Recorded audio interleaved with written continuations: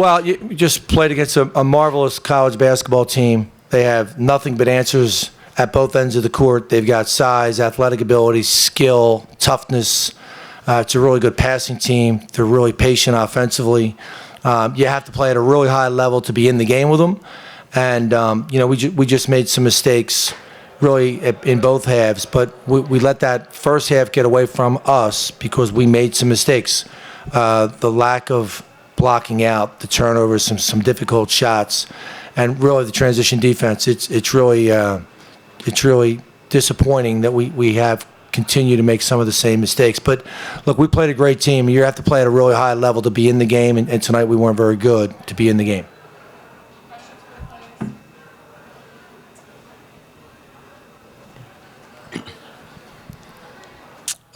Jalen, you guys really struggled tonight from 3, 6 of 20.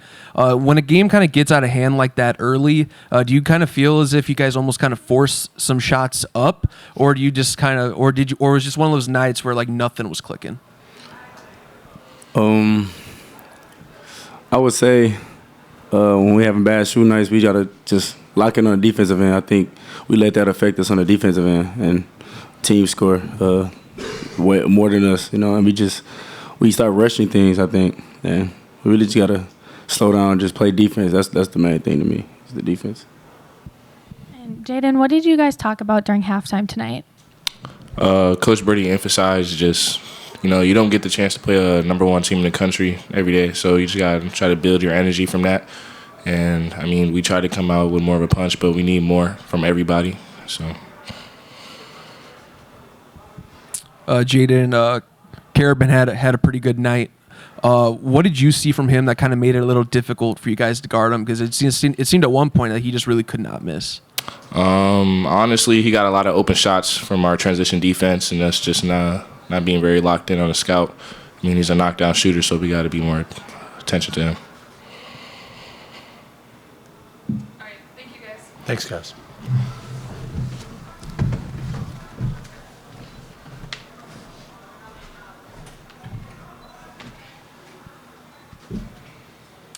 Hey, Coach. Obviously, it's a tough night whenever you go against the number one team in the country. You guys tonight, every single player had a negative plus minus. I guess, what could you pinpoint that ultimately kind of like went wrong tonight that kind of led to the aftermath? It's really, it's going to sound like a broken record, but what started, we get up a few layups early in transition defense when we have a couple of our starters not identifying, knowing where the ball is. Hard to believe you can run back on defense and not see the ball. We do a drill every day, and I plead with this group to see the basketball, and they haven't gotten better at it. And so, it's probably on me. Like, you got to be able to run back on defense and stop the ball. We've done a really poor job. And UConn moves the ball well, they pass the ball well, and they run hard. But we do a really poor. This group has not gotten better at transition defense, and individually, we have guys that don't recognize the value of blocking out at this level. It's disappointing, and it's repetitive, and it's something that we work on. It's something we talk about. It's something we show them on film, and by and large, it's some of the same guys. And I've stressed over and over that it seems like every possession somebody makes a mistake, and at this level, when you make a mistake, the ball is going to find the open guy. And this group, as basketball IQ, has got to get better, and it's got to get better quickly. And what was your plan going into tonight to try to slow down Donovan and his height? Well, we were going to play Churchill and Abbas and Mack and try and push him off the block. They do a really nice job of finding him. They run a lot of sets. And that's really where Danny's grown, I think, as a coach. Known him for a long time. In his tenure, he's gotten better. His staff's done a good job, giving him a lot of ideas.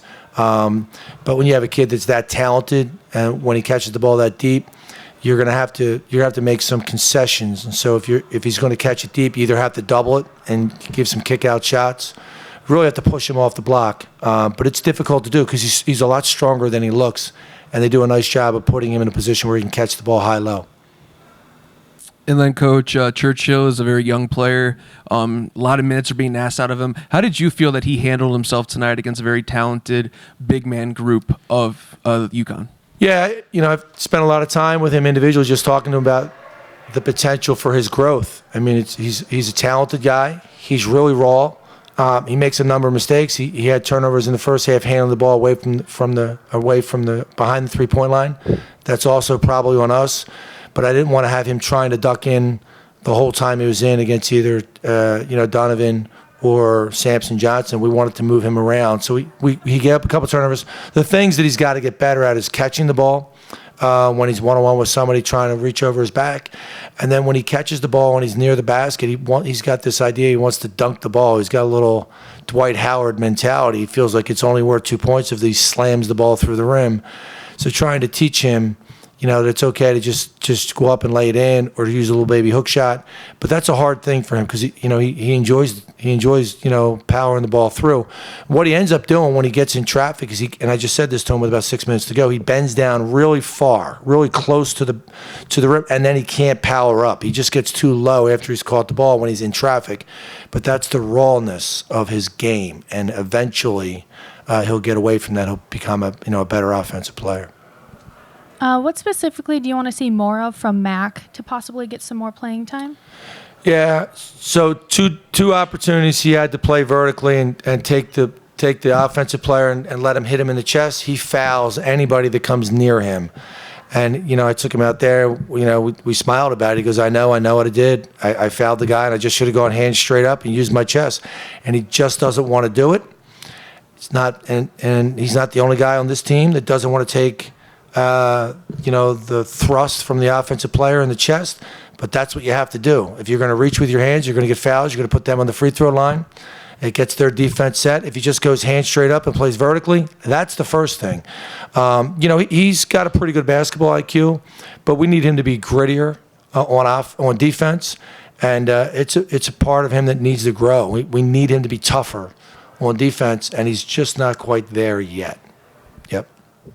And then, Coach, Elijah Fisher struggled early on tonight, and then he only got 7 shots up on the night. Do you feel like he needs to be a little more aggressive as a player to be a little more consistent, or what do you really feel like you need to see out of him and just his growth going forward? Yeah, Elijah's going to need a great summer to make a jump as a player because he can, but he doesn't yet quite recognize the critical nature of playing hard on defense. And his minutes are probably few too many. I'd love to have more answers to put him on the bench when he makes more mistakes. But we do value what he brings to this team. He's got some ability, but he doesn't yet know how hard you have to play to be successful at this level on the defensive end. He doesn't change ends either way with any rapidity. He just doesn't move fast. His motor isn't great. And so that's what I've shared with this young guy is that if you don't develop a motor, then it's going to be really hard for you to have success at this level because that's not something that can be taught. You have to draw that out of yourself, and we can't teach you that. Now, I'll show it to you, and I'll take you out of the game, but I don't want to take guys out for every mistake they make because I don't want that to impact their level of confidence, and I don't want them to be looking over their shoulder. So it's a little bit of a fine line trying to take guys out when they make mistakes.